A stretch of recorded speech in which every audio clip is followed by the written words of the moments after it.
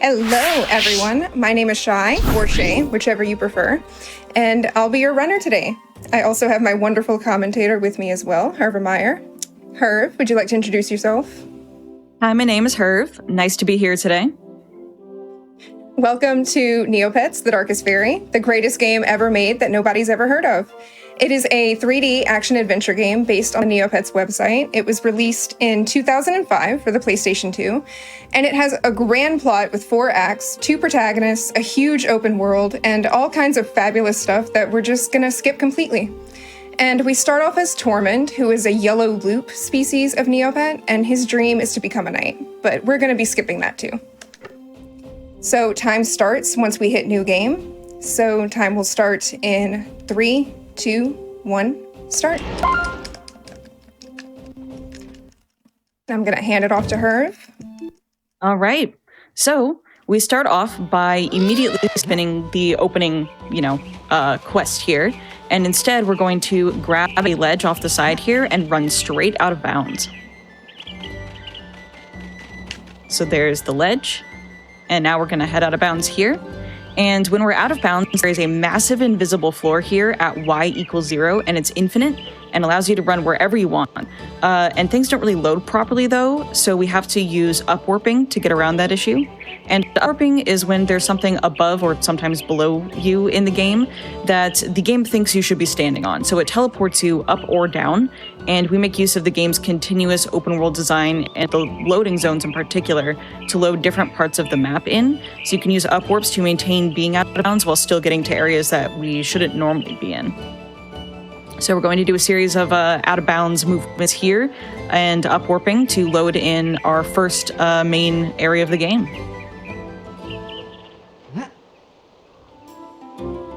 So as you can see, we clipped up there, and we're immediately heading back down. That is just to trigger loading.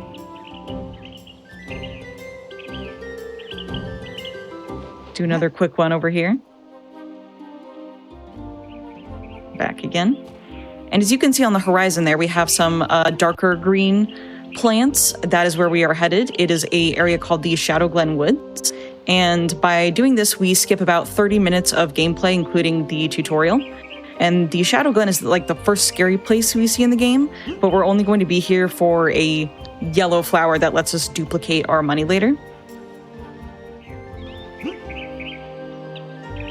So here we are.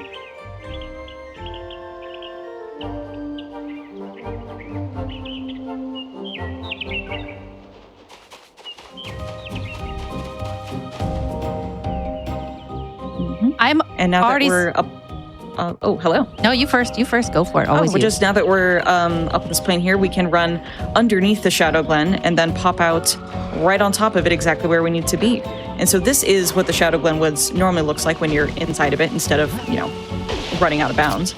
And we are just here for this golden flower right in the middle. And then we are going to completely leave the area here.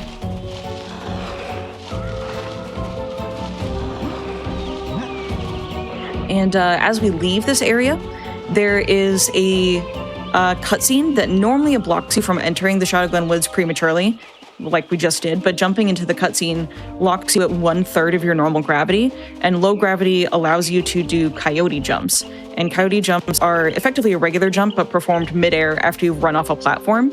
And it gets you a little extra distance on your jump, so you can get to areas you normally wouldn't be able to. So there's the cutscene, and now we're locked at low gravity here.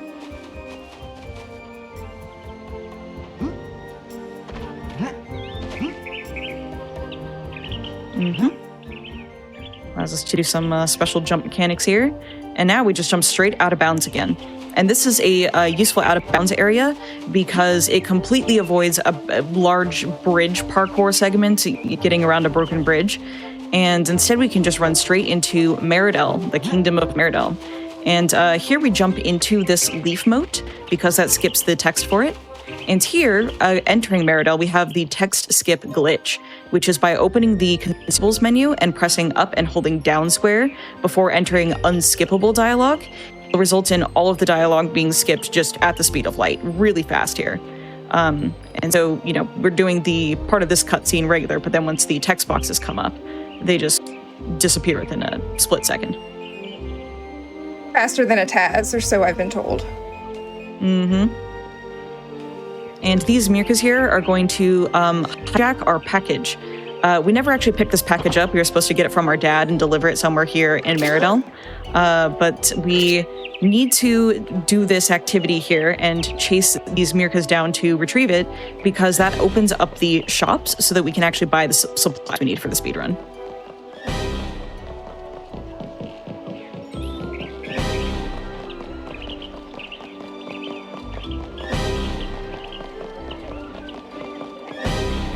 You have time for a quick donation from your community? Go for it. Oh, sure. Always donations, please. Oh, yes. Yes. We have some early love coming in for you here. We have $25 from Jaxler. So happy to see my favorite Sims 2 player on the big stage. We're so grateful to have you in our community, and we're so excited to see all your hard work. Oh, Jaxler's going to make me cry. Jax. Such a nice donation.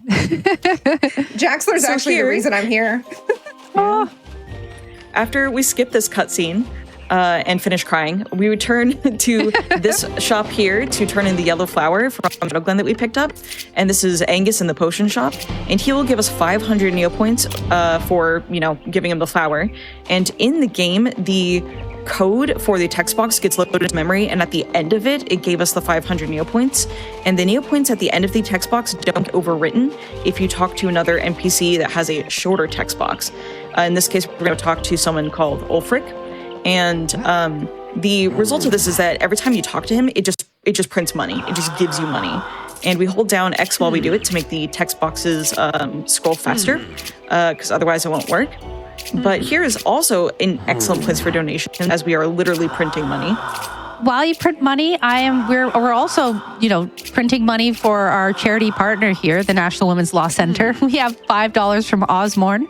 Whether it's watching Scooby-Doo or arguing about who has better taste in music, Shay has been nothing but amazing to be around, and I'm so happy to have discovered her through just looking at the Fatale schedule. Shay is so much fun, and she is so talented at her runs. To see her do what she does best here on the Fatale stage warms my heart. Good luck and have fun, Shay. Never stop being amazing. Less than 3, your friend Oz. Oh, stop. I'm literally going to be sobbing by the end of this run. I'll take it another. Makeup's so cool too. Oh, thank you. I can't ruin it. I'll put the donations in a different direction. We'll talk a little bit about that bid war incentive here, about what's your favorite food. I have good news for Jarmu and the rest of us raw lasagna lovers. Raw lasagna is currently in the lead with $70, which is fantastic. We have $25 from Gotcha Basta, which reads, "Let's go raw lasagna." We also have a $25 from Nox. My favorite food is definitely pork katsudon. That is a good choice. Oh, hilariously, there's another donation. We have raw lasagna, and then there's also raw lasagna. I don't know if you can catch the subtle difference. So those are both options for you, chat. And also, we're less than $200 away from 16K, so let's make that happen. So here, now that we finally have enough money, we just bought a sword that we need. We're going to need a few items here in town. So it's a sword, a shield, 4 power potions, which increase our damage output, and as many speed potions as you can buy while still having enough money for a better sword later. And it's really nice that the game just gives you speed potions for speedrunning. Very useful. So what you just saw there too is a purposeful death sort of in the water, which allows you to get to places quicker because it pops you out wherever it thinks you should be, which in this case is closer to our goal, which is this potion shop here again.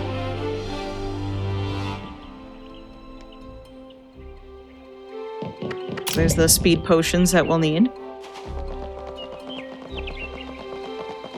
All right, we're really cooking. I accidentally bought one too many potions because I accidentally duped like one too many times. It's okay. Not really. I got a little bit too much money. Yeah, not really a problem. I just thought it was funny. Yeah. Mm-hmm. Scrooge McDuck would just be like, "That's a normal day." Yeah, exactly. So after we bought all these supplies, we're heading to a place called the Abandoned Mines in Cogham, which is normally not accessible until Act 3 of the game, but we're going to glitch our way in there and save the mayor because the reward he gives us is absolutely crucial for a speedrun. And so upcoming here in the future, we will have a flashing lights, warning. What you just saw was a water walk. So by timing a sword jump just right, you can avoid a death plane. In that water there would be a game over plane. And instead we're going to fall out of bounds. And so as we fall out of bounds here, there's a lot of loading zone manipulation that needs to occur to get the abandoned mines to load in. And we have to be very careful to avoid upwarps that could result in game overs. And we're aiming for something we call the ice cream cone because it kind of looks like an ice cream cone on the map. And we're going to upwarp and go back down, head from there. And so right after the ice cream cone is the first potential flashing lights, because if the upwarp doesn't work, there will be a lot of flashing lights. So we'll watch out for that here.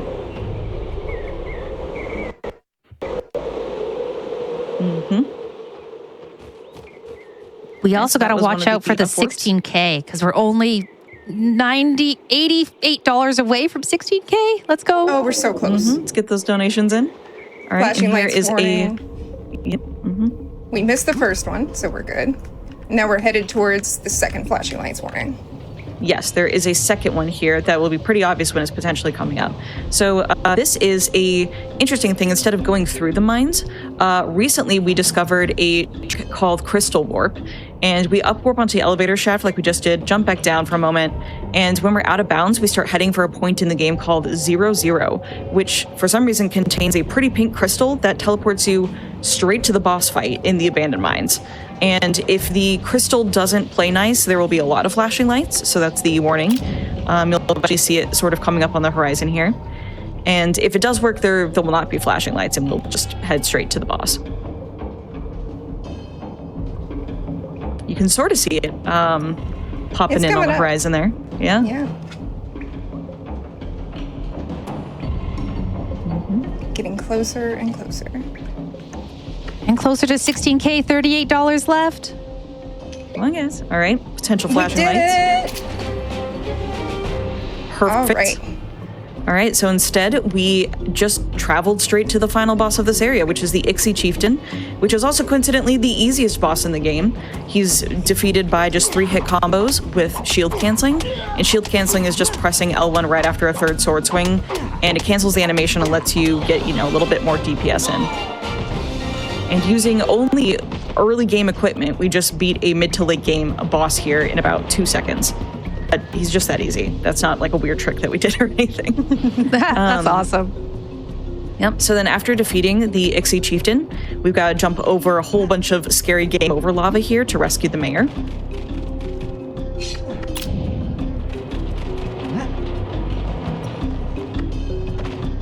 Just lava balls shooting everywhere. So here's the mayor. And he will eventually, when we get back down to the town, give us an item that we need for the rest of the run.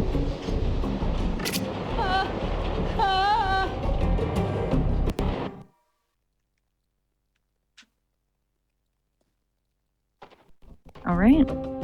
So now that the mayor has been rescued, we are just going to leave the mines, which starts out normal. This is how you would normally leave the mines. And we're going to grab a couple of Nova motes that will enhance our boss fights later.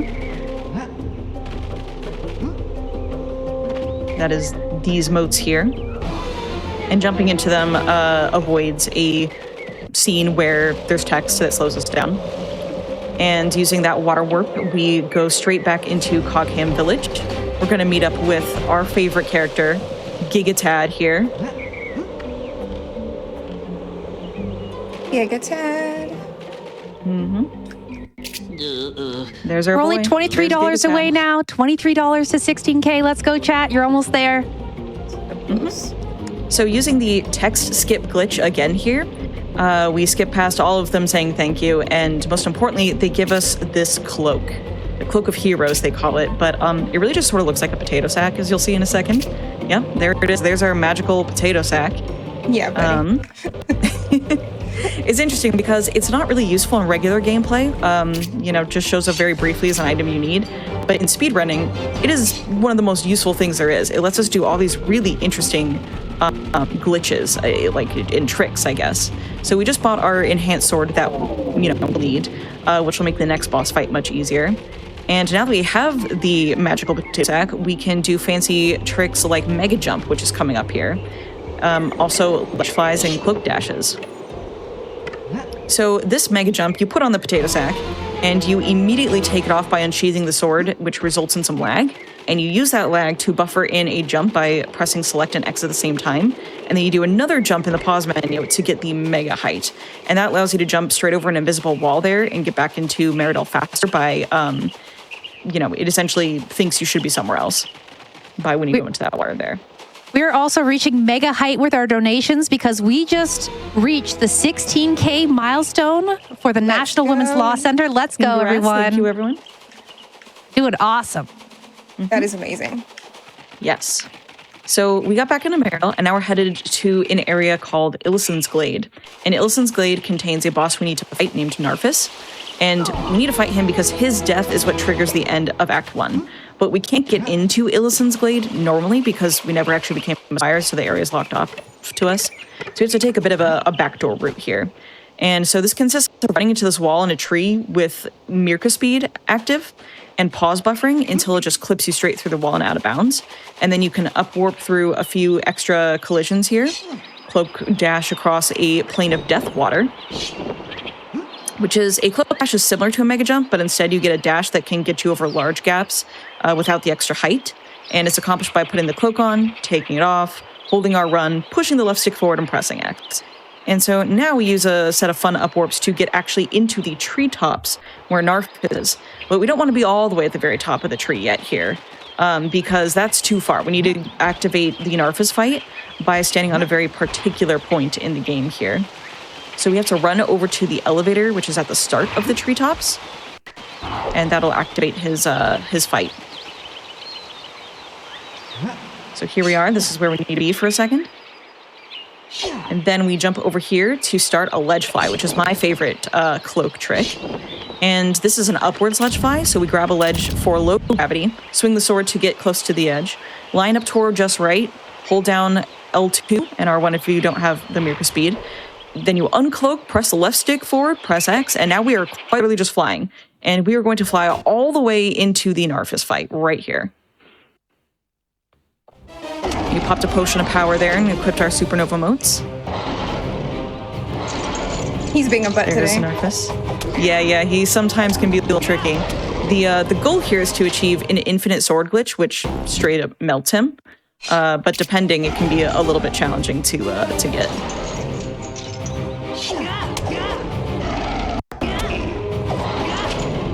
His hitbox and AI are a little bit unusual compared to other bosses in the game. There it goes.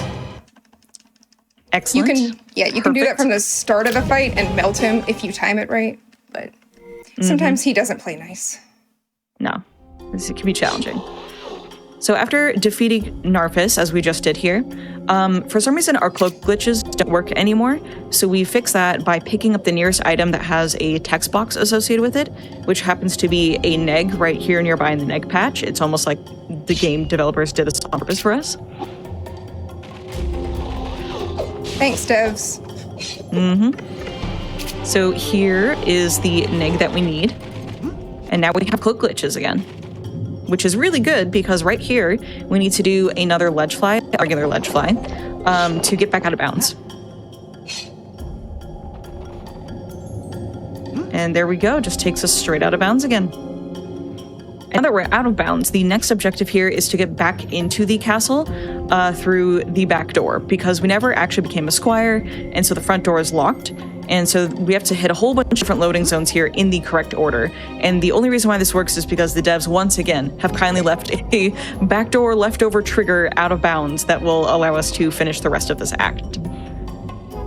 Big shout out to the developers of this game. We are so grateful. If I could jump in real quick, I gotta say, Chad is doing an amazing job at pushing us towards that play the song of the wielder incentive. That is for our next run, the Chicory, A Colorful Tale. We are currently sitting at $2,475 of the $3,000 needed. So we're less than $600 to go. So if met, Hollow will show off a rhythm, minigame, and cutscene at the top of Desert Mountain. And we have $50 from Adorable, which reads, a rhythm game, mini game in Chicory? Sign me up. Sign us up, chat. Let's go. Let's meet that incentive. Right, and now we'll be back in the castle here in just a second. We're in. Yeah, just like that. We warped straight up into the courtyard of the castle. And so now we're going to inside and jump on the bench, and we're going to do a ledge fly straight out of bounds again. And this is the only area in the game in terms of speedrunning where we're going to be looking down instead of up out of bounds. And we will be able to fall directly into a cutscene here, which is quite beautiful. And so now we are at the end of Act 1. This is the first sisters fight, but we want to skip it. So we're immediately going to mega jump over this plant in the corner of the room, and then speed clip through the wall to get into the next room. And the next room has a trigger for the final cutscene of this act and takes us straight into Act 2. So we could just skip all of that parkour and fighting and running away. And now we're in Act 2, which is Fairyland. And now we are playing as Roberta, which is Shy's favorite of the protagonists. She is the King of Brightvale's niece, and she's being pushed into diplomacy. But our homegirl here, she just wants to be a sorceress. And so this section of the run has the least amount of tricks, and it's mostly done as intended, just as quickly as possible. We need to build Roberta a wand and get her trained on how to use it, go to sleep, and we want to escape this area. So during this act, we don't have that cloak that we were using before or any speed potions because the inventories haven't carried over. So we have to work with just 2 speed potions that you can buy in Act 2 with the Neopoints that are provided to you. So right now we're just heading around, picking up wand supplies.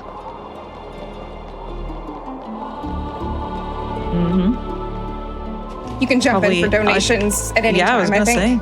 Yeah. Another good time for donations. We've got them coming in. We have $25 from Bayou Ba, which reads, good luck, sister. I'm so proud of you. Keep up your hard work. Love you. Oh, Thank you for that donation. We also have a $5 donation from Dearest Cloud. You're amazing, Shay. So proud of you for doing this. thank you, Cloud. Thank you, Brandon. Oh, I'm going to cry. We also have a $25 donation from Bats. Can we get a favorite Neopet donation train? Mine's the Norbu, but all answers besides Kiko are valid. I would love to see us make a Neopet pet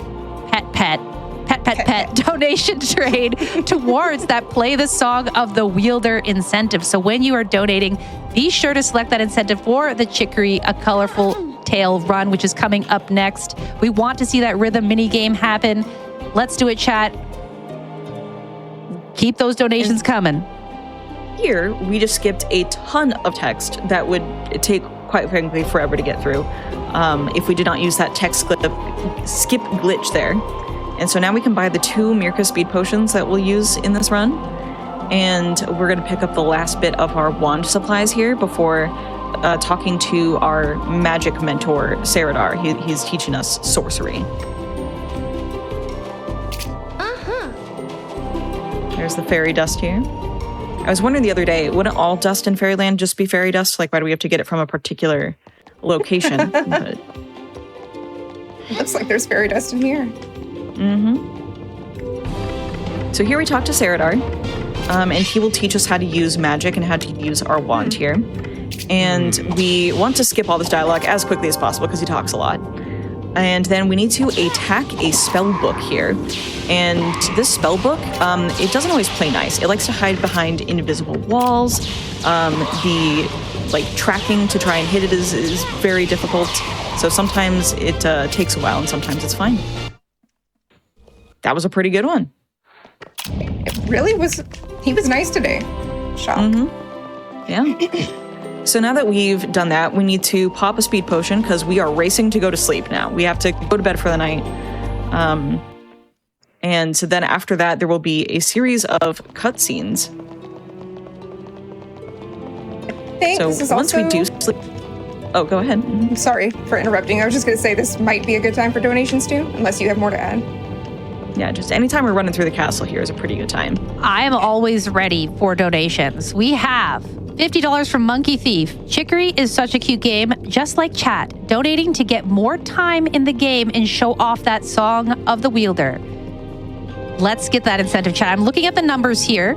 We're just under $500 away from meeting that Chicory A Colorful Tale incentive.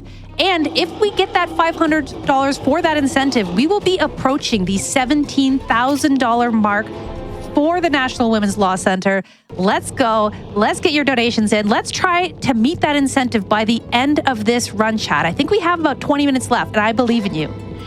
You've got time. Oh, yeah. Mm-hmm. And so we just skipped a variety of cutscenes that are telling you what's going on. Essentially, the Darkest Faerie is, doing some naughty stuff. And now we need to distract her. And we'll be distracting her by making a lot of noise in the clock tower.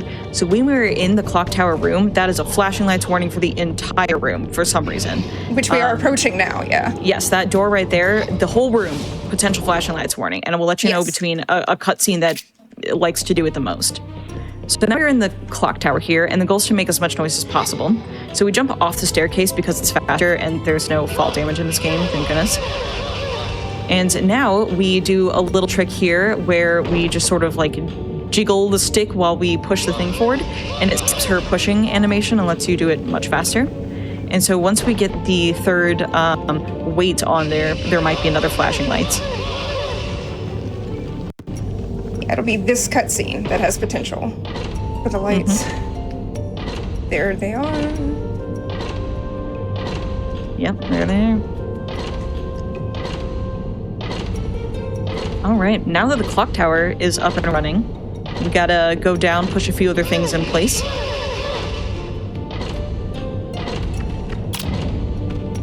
Y'all just have the most support coming in for the two of you. It is honestly the most heartwarming thing to see ever. I have to read some of these. They're so lovely. We have $50 from Scott and Liz, which reads, donating in support of Herv. Love you, girl. Less than 3. And best of luck on the run, Shay. Oh, thank you, Scott and Liz. We also have $25. Sorry. I was just saying Scott was in my wedding, and so was Liz. That's so nice. Mm-hmm. I love it. It all comes full circle. We also have $25 from Mocha. I love you, Herv. I'm so proud of you. You're the coolest sister ever. Go, Shay. You're doing amazing, and it's always so fun to watch you kill it at speedrunning. Oh, I love you, Mocha. You are all Mocha. Like my sisters now. We are indeed the Darkest Faerie sisters. Yes. Mm-hmm. And so now we've done running through the castle, and our way is blocked. We can't get out how we came in. And so we have to end in an area called the Endless Staircase to get to the end of Act 2. And the Endless Staircase isn't actually endless. It has a solution. It's a little bit of a puzzle. It's interesting because the game never actually tells you how to do it, except in this very tiny little book somewhere in this castle that you might never read. But the solution is rather simple. You just have to go up and down the, staircase as the Quiggles statues tell you. And the solution's always the same, so it's easy to get through. Another time for endless donations would be right about now here on the Endless Staircase. I am getting those Neopet donations in, and I am so excited. We have $100 from K Duffels. I had to donate for the best Neopet, the Mirka. Loving all the runs so far and excited to get that Chicory incentive. I know we can do it.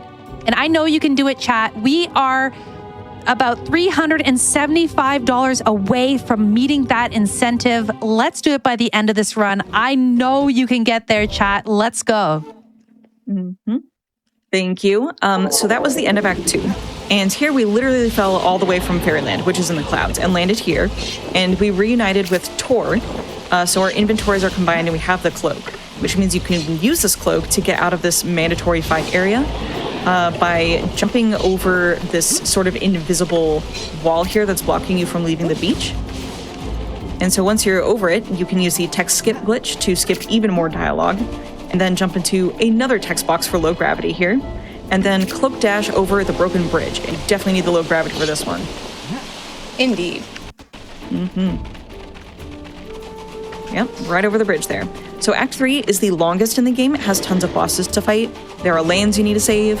We're pretty much not going to do any of that. We're just going to head straight to the castle because the castle is, again, the end of the act. It has the Minion Gauntlet and the second Darkest Faerie Sisters fight.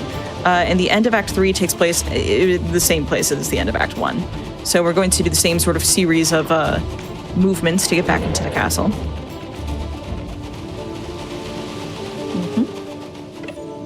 we'll just be running for a bit if you've got some donations you want to talk about.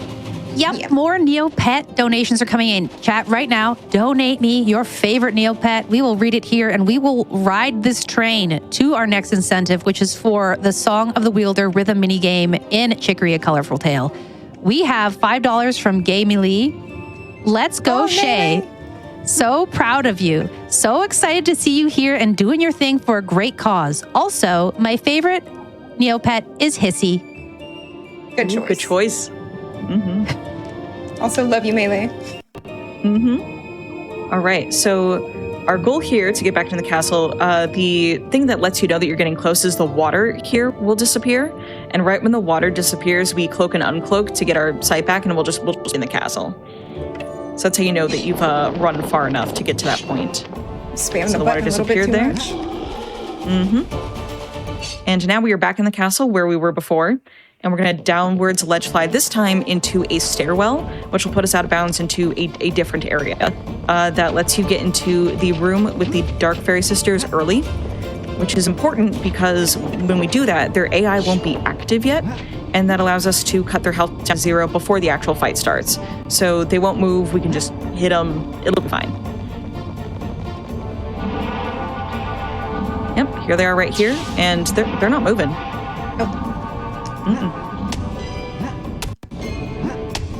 So normally they'd be attacking you in a somewhat annoying fight when you're doing it normally. Fun fact, when I showed my mom this trick, it blew her mind. She was so amazed. She was like, "You can do that?" I was like, "Yeah." Isn't it cool? They'll just sit here. But because their AI isn't active, we can't actually kill them. Like, we can't end the fight. So we have to do a displacement angle ledge fly out of the room when we're done, which will put us back out of bounds.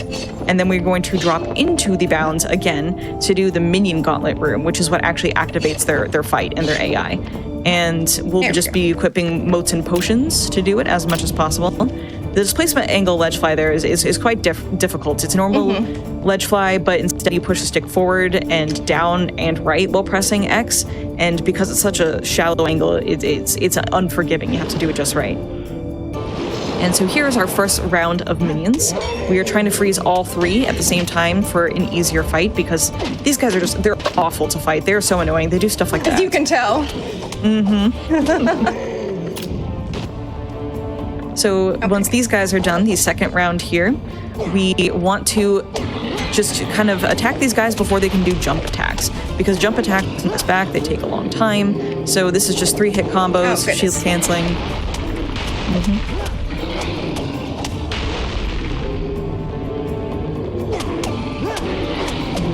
Last one. And then the final round here will be artillery minions. And they like to jump around a lot. They're also kind of annoying, so we want to freeze them too. Otherwise, they'll almost just run away from you. It makes them challenging to fight. It's very annoying. Yep, there they go, just bouncing around everywhere. Here we go. All right, so now we're going to quickly switch into all Nova motes to make the fight easier. And we are teleported into the sisters fight. And we have to do a series of jump attacks around them because we're kind of low level. So we want to make sure that the sisters are dead without getting hit. And you'll hear their sort of dying sounds in the background as they lose all their health. All right, and now that was the end of Act 3, almost. So we're running into Fairyland. And first trick here is a fence clip. It's just a simple speed clip and an up warp, and it saves around 10 seconds. You just go straight to the castle instead of having to run around all those staircases. Now we're headed to the endless staircase again. An excellent place for endless donations once more. Oh, absolutely. We have $5 from Neo Legend. Run the Neopet. Good luck, Shay. We also Oh my have goodness. Thank you, Neil. We also have more Neopet favorite donations coming in right now. We are donating towards the National Women's Law Center and donating our favorite Neopets. We have $50 from the best Neopets are, and it reads Jub Jubs. Thank you for that donation. We are $300 away from that Play the Song of the Wielder incentive. That is for the rhythm minigame and cutscene at the top of Desert Mountain, which is coming up next. And I know we can get there. Let's try to get that $300 by the end of this run. But we don't have a lot of time left for this run. I think probably because Shay is so fast, I would say less than 10 minutes. Very fast, yeah. So here we've got to charge up a portal, and that's what we're doing here. We're doing this little minor puzzle there to get the lights all to match up, and then we jump right into this portal here into what is Act 4, which is Altador. Now, Act 4 is the final act of the game, and normally there's a whole bunch of different areas of the city you have to save. There's 4 different sections and like bosses, and we're not going to do any of that. We are just going to ledge fly to get out of bounds here, drop into an elevator, and this will teleport us pretty much straight to the final puzzle of the game. It skips the entire act. And if you've ever played this game, you know how much it's skipping. We're skipping the entire sewer shrine. Oh my god, sewer shrine. Oh man. Mm-hmm. Along with like 3 other shrines. Whoops. Yeah. Some easier than others. Mm-hmm. All right, and now here we are going to mega jump through another wall, which will land us straight in the final, quote, puzzle room. Shout out to Deesh. He helped me make sure that trick is consistent. Mm-hmm. And this is what we've been, collecting all those different motes for. We have to use the correct corresponding mote to light all of these fires. And when all of the fires are lit, it will activate a portal in the center here, which will teleport us back up to sort of where we started Act 4. Gosh. I always get nervous and mess up on this section specifically because it's so much menuing. Yeah, you have to do a lot of menu manipulation while also trying to hit it at the right angle so that you don't get that, pushback or whatever. Yeah. So we jump into this portal, and we'll immediately run backwards to get into a cutscene, and then run forwards to get into another cutscene and teleport us to the end of the game. And so here, this is the final fight. And it was a little bit rushed in development. So we start off by running towards the darkest Faerie. She knocks us back and we run away. And she's going to shoot magic at us. And if we reflect it back at her, she's stunned for a minute so we can attack her with a 3-hit combo. And this process is repeated 3 times here. And once we've done it 3 times, the game will switch us to playing as Roberta. Okay. And yeah, once you are Roberta, all you gotta do is just attack. Just, with the wand, hit her down. And that was the final fight. That was the Eats Faerie. This is it? And so now here, this is the outro. This is the end of the game. So this first cutscene is not the end time. So we'll go through this one and then immediately enter a second cutscene. And so when the second cutscene cuts to black here, it'll end time. Mm-hmm. Yeah, that's time. It goes a bit fast, sorry. It does go fast, yeah. I'm also doing a little lag. But that is so wonderful. And I've been saving this one for last. And of course, I'm going to let you do your shout-outs, of course. But I've been saving this one here because we have $100 from Hirvimeier, which says, congrats, Shay. So I just want to say congrats. You did it. Thank you, Her. Oh, thank all of you. Yes, congratulations. Thank you, everyone, for the donations. Yeah, thank all of you so much. If you enjoyed the run today and you want to see more of me, you can find me at celestialchey on Twitch and YouTube. You can find Herv at Hirvimeier on Twitch. You can go to speedrun.com and join our Neopets speedrun Discord. You don't have to be a speedrunner to join. Shout out to GDQ for giving me this amazing opportunity and letting me show off this amazing game. I'm so grateful. Shout out to her for commentary. Thank you to my husband, mom, brothers, and my cousin for putting up with my speedrun shenanigans. Shout out to the entire Neopets Discord. I wouldn't be here without them. And shout out to all of my amazing friends. Love y'all. Thanks for watching.